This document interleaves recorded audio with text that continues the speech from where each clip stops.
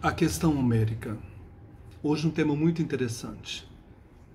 Quem compôs a Odisseia e a Ilíada? Homero seria uma única pessoa?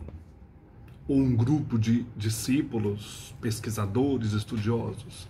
Neste livro, O Mundo de Homero, ou Introdução a Homero, do Robert Albrecht, no capítulo 3 da primeira parte, ele traz essa questão. Os modernos se propuseram de saber se o texto homérico que possuímos é legítimo. Se esse Homero, poeta, escreveu mesmo essas epopeias Ilíada e Odisseia. Se introduziram interpolações, que certeza nos resta de termos um texto puro e original? Além disso, perguntou-se como se tinham formado a Ilíada e a Odisseia. Como que alguém compôs esses poemas, formou toda esta obra? Concatenou as ideias, pesquisou, introduziu temas, personagens. Assim, depois de termos olhado, lido atentamente esta obra, nós também nos perguntamos: qual foi a pessoa ou pessoas que trouxeram para nós esta riqueza, esta beleza que são a Ilíada e a Odisseia? As edições italianas do fim do século XV e da primeira metade do século XVI mostram-nos até que ponto o Ocidente, e principalmente a Itália, levaram o culto de Homero. Então, até esse período, era certeza que Homero tinha composto esses poemas. A Renascença multiplica as edições. Somente Escalígero, em sua poética, esse autor Escalígero, escreveu um livro, Poética, em 1565, enuncia nessa época algumas dúvidas sobre a unidade dos poemas homéricos. Então, a partir de 1565, esse Escalígero começa a colocar uma dúvida, aquilo que é chamado a negação de Homero. Será que ele compôs esses poemas? Mas no fim do século XVII e início do século XVIII, a controvérsia entre antigos e modernos na França colocou a questão homérica em dia. Aí na França, sim, a partir do século XVIII, começa essa controvérsia entre os antigos e os modernos. Os antigos, olha, foi Homero sim que compôs. Os modernos não. Esse texto não tem esta unidade, não tem essa concatenação que um poeta sozinho conseguiria fazer. Devia ser tudo admirado em Homero? Ou os poemas não tinham mais que um valor superestimado? Até então, para o conhecimento da pessoa de Homero, todos se referiam às vidas de Plutarco, de Heródoto, que apareciam no início de numerosos manuscritos homéricos, pequenos trechos sobre a vida do poeta, e jamais se tinham duvidado da sua existência e da sua obra. Algumas vidas apresentavam-se como sendo da autoria de Heródoto, Aristóteles e Plutarco. Isso bastava para dar crédito às lendas.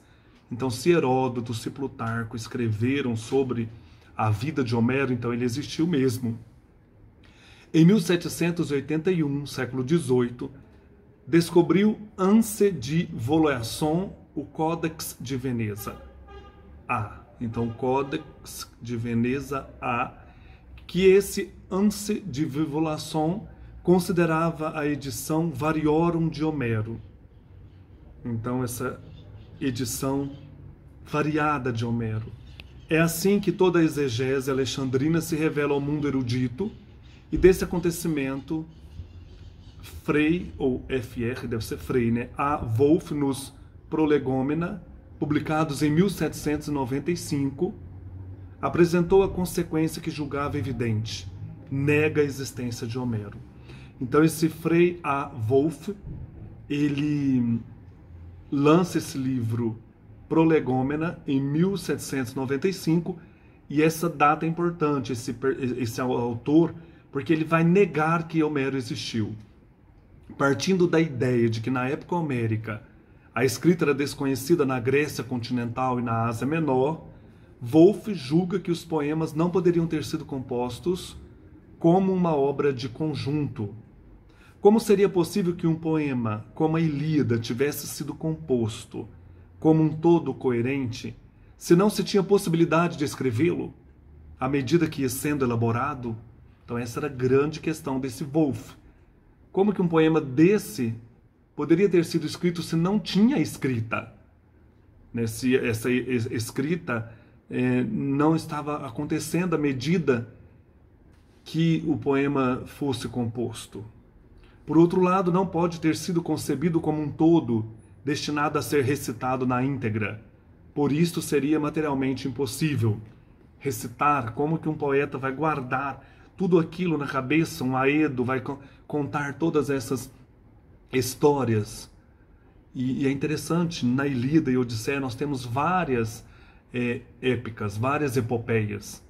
Por exemplo, a ira de Aquiles, a Diomédia, conta os efeitos de Diomedes, a história de Heitor. Então, tem vários assuntos separados. Então, ele está dizendo, esse Wolff, essa escrita era desconhecida na Grécia continental e na Ásia Menor. Como que essa obra poderia ter surgido nesse período, na época de Homero, século VIII a.C.? São, diz ele, cantos suficientemente curtos para serem decorados e cantados nas assembleias, e compostos por diversos aedos em épocas também diversas.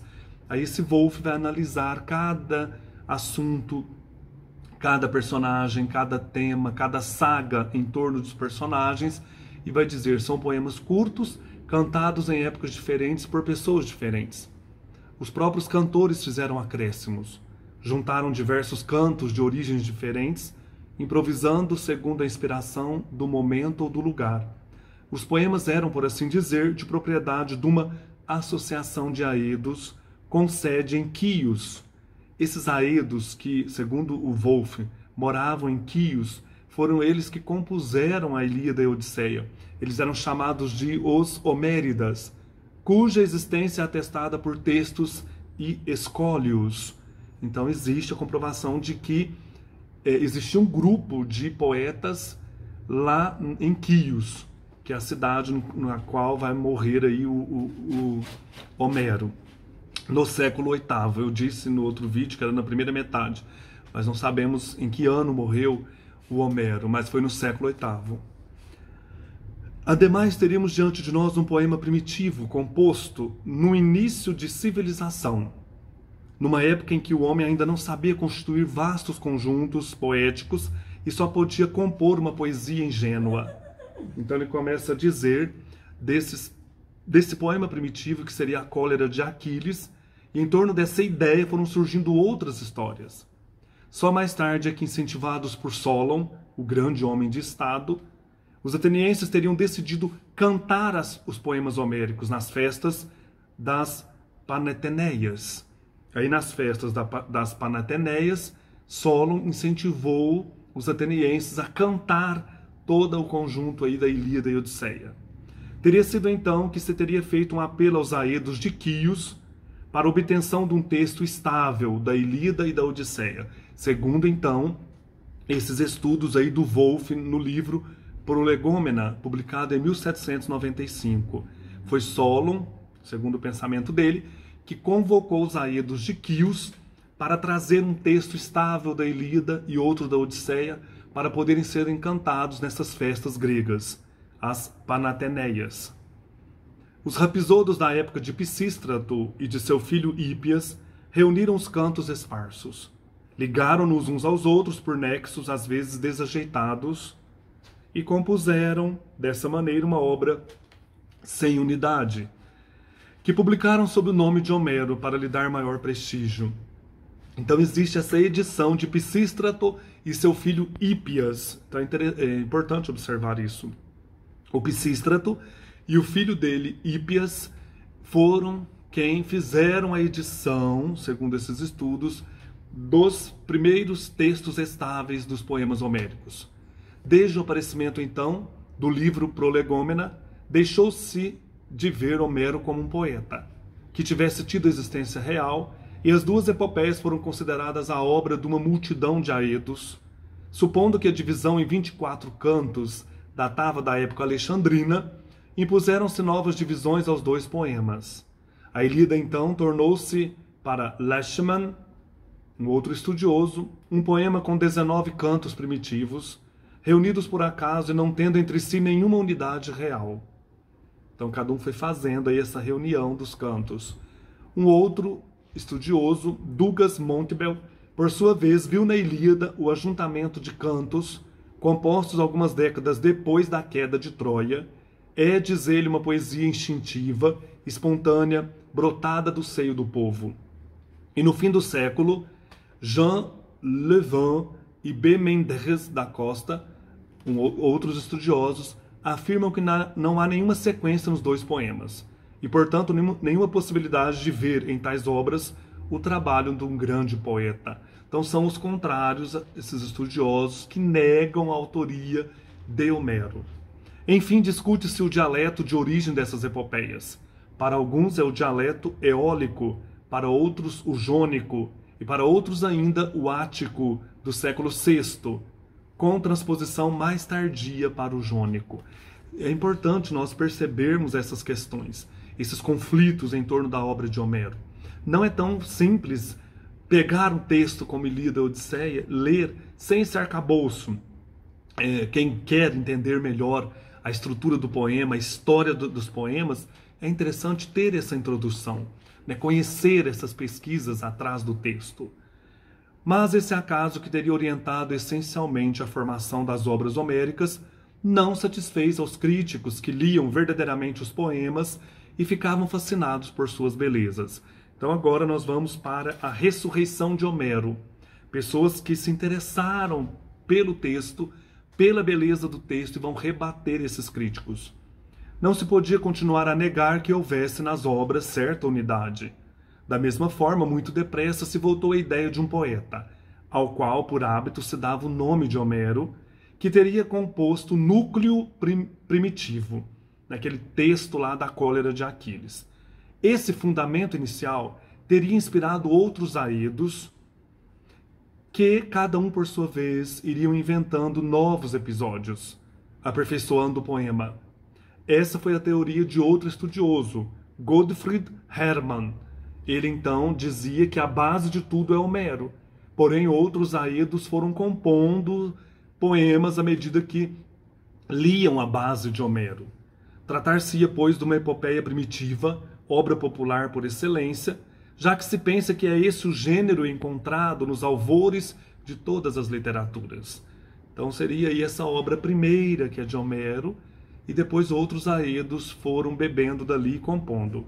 E para confirmar essa tese, Gottfried Hermann toma-se exemplos nas literaturas ocidentais, germânica ou francesa, como a Chanson de Roland, a canção de Rolando. Efetivamente é nesse tempo, convicção de quase todos os filólogos, que nos achamos diante de poemas nascidos numa época primitiva, numa sociedade quase bárbara. Entretanto, alguns eruditos, já desde essa época, opuseram forte resistência a tal atitude, mesmo a essa do Gottfried Hermann, que existiu um poema primitivo e outros foram compondo. Existem agora aqueles que são radicais, dizendo, não, é tudo de Homero. Eram os que julgavam a obra homérica, preferentemente sob o aspecto literário. E o autor aqui vai colocar vários desses estudiosos, como Nietzsche, Oft-Müller, Volkmann, Buchotz na Alemanha, e Erhavet, A. Bugeaud, G. Girard e G. Perrault na França, reagiram contra a teoria wolfiana e afirmavam a unidade da obra homérica. Então esses vários estudiosos debruçaram-se também sobre o texto, refutando a obra de Wolff, o Prolegômena, de 1795, refutando aí esta questão de vários aedos compondo o poema Enquios, os Homéridas, refutando isso esses estudiosos. Dois outros fatos também subtraíram à teoria de Wolff grande parte de sua força. Tornou-se evidente que a escrita existia muito antes do período homérico.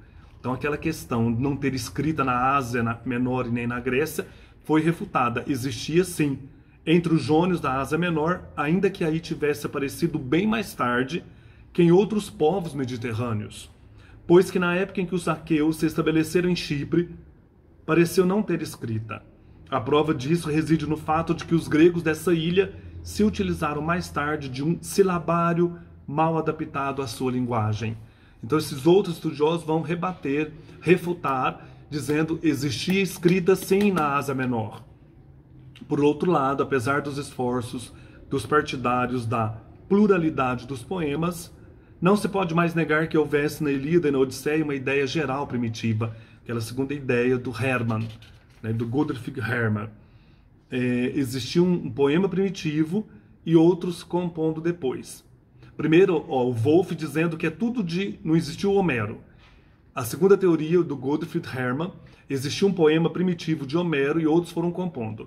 Esses outros estudiosos aqui dizem não, tudo é de Homero.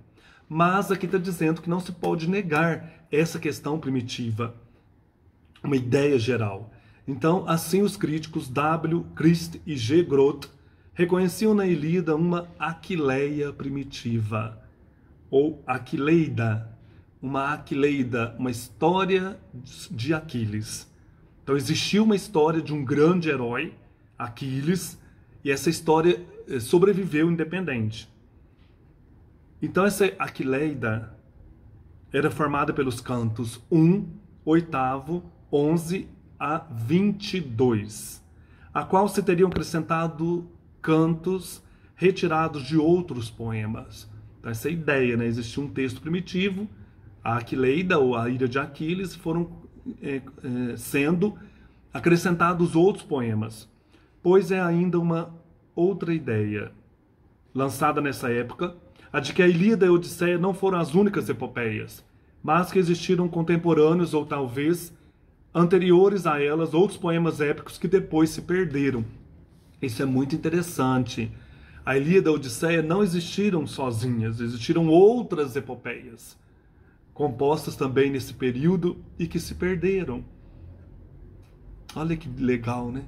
Então elas fazem parte de um ciclo de epopeias. Em seguida, outros poemas mais recentes, obra de aedos ambulantes, se teriam aglomerado ao redor desse conjunto. Então é legal você ler a Ilíada com essa questão em mente, né? São poemas também separados que podem ter sido compostos em épocas diferentes, por aedos diferentes, e isso agrupados em torno de uma ideia central. Enfim, outros dois estudiosos, J. Guinot e A. Coeckley, procuraram um plano primitivo, uma ideia geral primitiva, que seria o esboço em torno do qual a obra se teria cristalizado. Então essa ideia, que obra primeira teria sido essa? Ela foi sempre procurada por estudiosos. Qual o fio primitivo da Ilíada e da Odisseia? Em sua História da Literatura Grega, Alfred e Maurice Croisset, estudiosos franceses, adotavam a tese que reconhecia na Ilíada e na Odisseia partes apresentando caracteres comuns muito convincentes.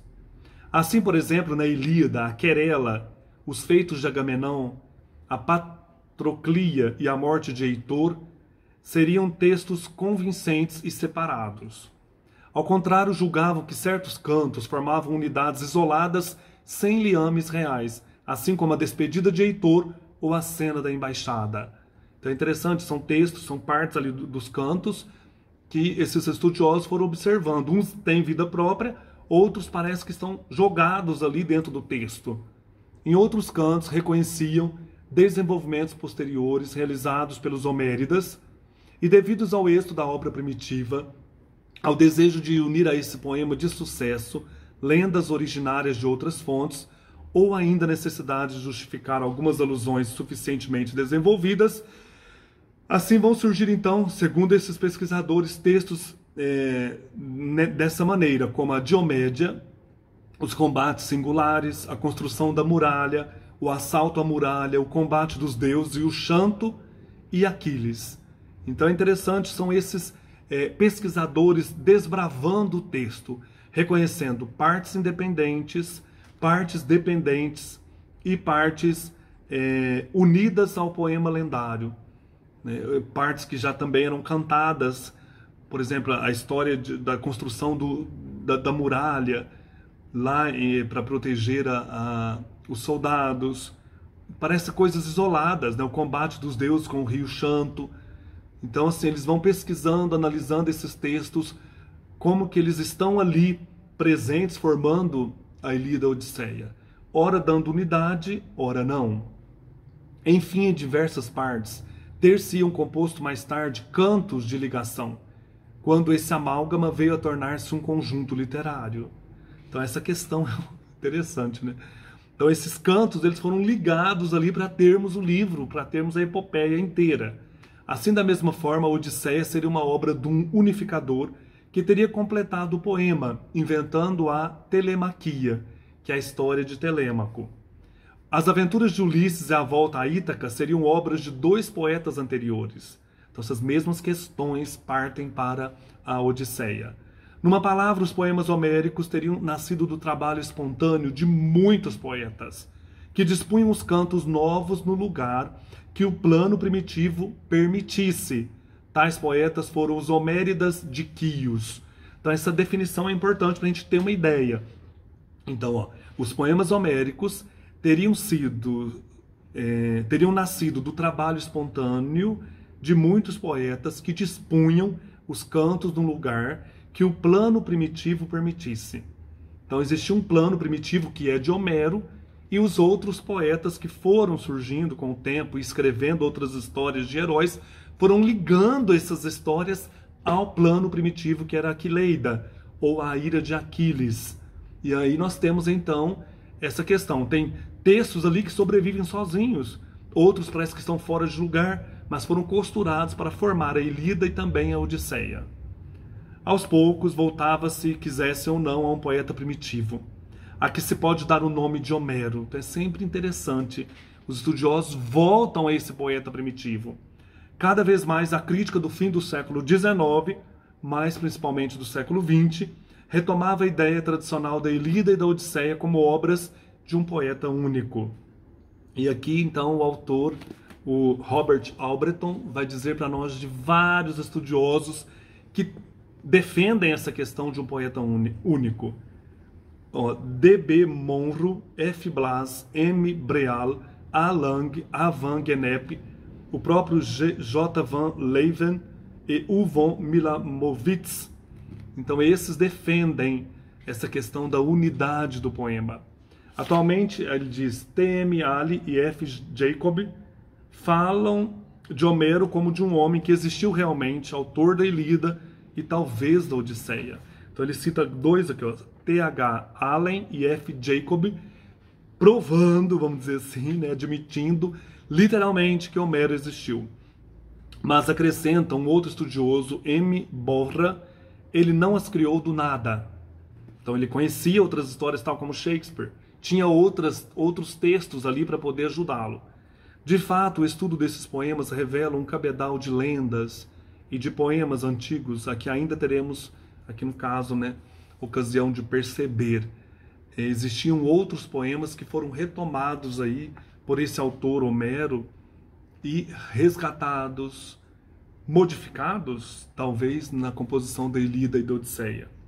É também interessante notar uma tendência muito pronunciada dos críticos, principalmente dos historiadores das religiões, que procuram interpretar os poemas como se tudo não passasse de mitos e símbolos. Destarte, o texto estaria cheio de segundas intenções religiosas. Há nessa atitude algo interessante, mas não se deve exagerar. Não são só mitos, ele não está colocando apenas questões religiosas. Em 1924, um estudioso, Victor Berard, no monumental trabalho que realizou, para a coleção da Les Belles Lettres, o que não é mais do que a continuação de seus estudos sobre a Odisseia, voltava em parte às soluções do século XIX. Um poeta compôs chamado Homero, e depois os Homéridas foram compondo outros textos e ligando a este primitivo. A Odisseia, segundo Victor Bérard, ela era formada de 3 poemas mal conciliados: A Viagem de Telêmaco, As Narrativas no Palácio de Alcínoe e A Volta de Ulisses. Então esse estudioso, vendo aí a questão da Odisseia, dizia que ela é composta então desses 3 poemas mal conciliados: A Viagem de Telêmaco, a narrativa, né, do Ulisses no Palácio de Alcínoe e a volta de Ulisses para casa. Devia-se ler na seguinte ordem: as narrativas no Palácio de Alcínoe, a Viagem de Telêmaco e a volta de Ulisses. O erudito helenista via na primeira parte uma obra-prima, e no caso as narrativas aí no Palácio de Alcínoe, que é aí que Ulisses vai contar sobre o final da Guerra de Troia. Mas a segunda, no caso a Viagem de Telêmaco, não era senão cópia de um poema mais antigo, e a terceira, a Volta de Ulisses, uma obra tardia em que o crítico encontrava muitas passagens contrárias ao bom gosto. Então vocês percebam que os estudiosos se debruçam sobre os textos. Além disso, julgava ele, era preciso voltar às atéteses alexandrinas, eliminar os versos que vinham repetidos em diversos lugares e mantê-los apenas no seu lugar original. Suprimir as passagens contraditórias, então fazer essa limpeza do texto. Em conclusão, chegava-se a uma reconstrução total dessa imensa palavra cruzada, né? Emaranhado de palavras, cujo segredo, afinal, esse estudioso, Bérard, havia decifrado. Então vocês percebam essa questão, o Victor Bérard tentando aí desvendar, destrinchar o texto da Odisseia. Por outro lado, ele dizia que a Odisseia era mais drama que epopeia, e sua recitação era preferentemente um jogo cênico, uma representação. Enfim, o autor via nessa obra o poema da colonização fenícia e quase o poema dos portos do Mediterrâneo Ocidental, como se a viagem de Ulisses fosse um símbolo das peregrinações pelos mares, das navegações pelos mares aí dos fenícios.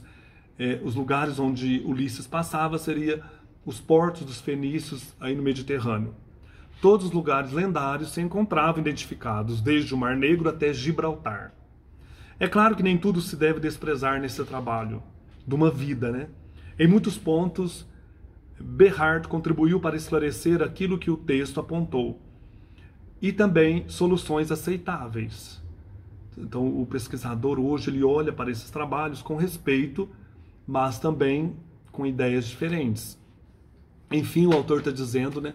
Nessa coleção Les Belles Lettres, em sua introdução à Ilíada, Paul Masson, que é um outro estudioso, que ele vai falar muito dele aqui, estudou o problema da unidade do poema.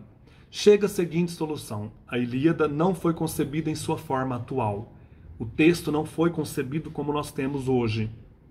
Foi escrita para um público particular, o dos palácios reais, não para ser cantada em seguida, mas em grupos de 300 e 400 versos, ou então com alternância de aedos em grupos de 3 a 5 cantos. Então ele diz, não tem como cantar esse texto inteiro. Então ele foi produzido para ser cantado separadamente. Não tendo sido escrita para uma recitação total, compreende-se por isso mesmo sua falta de unidade. De um lado, ainda que seja obra de um só autor, foi composta por grupos de cantos. Isso é interessante, esse estudo do Paul Masson. Por outro lado, cantos isolados nela se integraram, servindo de acabamento, ligação ou desenvolvimento. Quase que aquela outra tese. Cantos isolados, cantos de ligação foram agrupados ao canto primitivo. Não se deve, portanto, existir uma lógica absoluta, mas julgar mais como ouvintes do que como leitores. Em conclusão, o Paul Masson reconhece um núcleo original. Então ele diz, uma obra original, cujos dados principais se acham nos cantos 11, 16, 18, 22, a qual o próprio autor deu como prelúdio o canto 1 e como conclusão o canto 24. Foi no correr dos tempos acrescida de desenvolvimentos diversos, dos quais muitos podem ser do próprio autor enquanto o resto se deve a poetas posteriores. Assim, aumentada a pouco e pouco por numerosas contribuições, acabou sendo um centro de atração para outros poemas do ciclo troiano. Então, outros poemas se agruparam a esses cantos que ele cita aqui. No caso, por exemplo, o canto 11 vai falar da história de Agamenão, a segunda batalha. O canto 16, a Patroclia, a história de Patroclo. O canto 18, a fabricação das armas, ou Aquileida. O canto 22, a morte de Heitor. Para Paul Masson, esses cantos têm vidas primitivas nesses cantos, existiram, e outros foram ligados a ele, compondo assim a Ilíada como nós temos hoje. E um poeta colocou o canto 1 como prelúdio, esse Homero, e o canto 24, que é a morte de Heitor, o sepultamento, como conclusão. Então, teria havido sucessivamente criação e crescimento normal, depois aglomeração e, enfim, refundição e amálgama final.